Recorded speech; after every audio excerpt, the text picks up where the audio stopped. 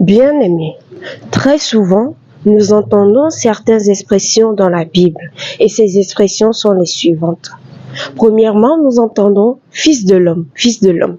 Et deuxièmement, nous entendons aussi fils de Dieu.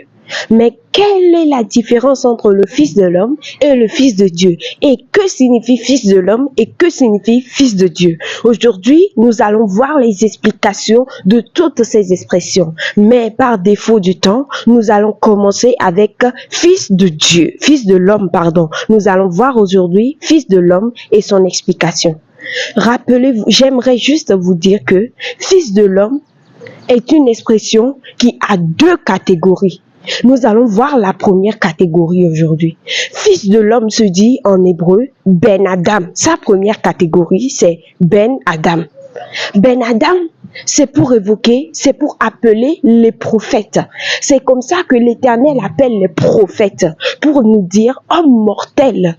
Lorsque l'Éternel a dit dans Genèse 1 verset 26, faisons l'homme à notre image et selon notre ressemblance, ce qui veut dire que Adam n'était pas encore apparu, mais il était dans la pensée de l'Éternel. C'est quelque chose d'imparfait, quelque chose qui n'a pas encore été parfait, qui n'a pas encore été manifesté, mais qui est dans la pensée de Dieu. C'est comme ça que l'Éternel appelle les prophètes, pour leur soulever leur incapacité, pour leur dire que sans l'onction, ils ne sont rien. C'est pourquoi l'Éternel appelle les prophètes Ben Adam.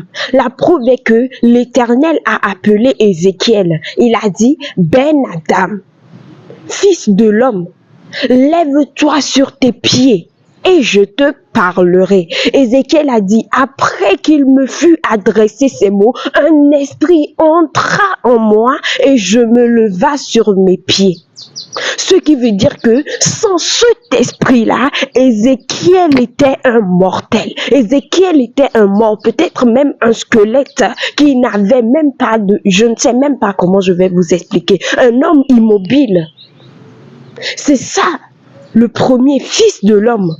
Lorsque l'Éternel nous appelle fils de l'homme, c'est pour nous dire que sans lui, nous ne sommes rien. C'est pour nous rappeler notre incapacité. C'est pour nous rappeler que nous ne sommes rien sans l'onction et l'Esprit de Dieu.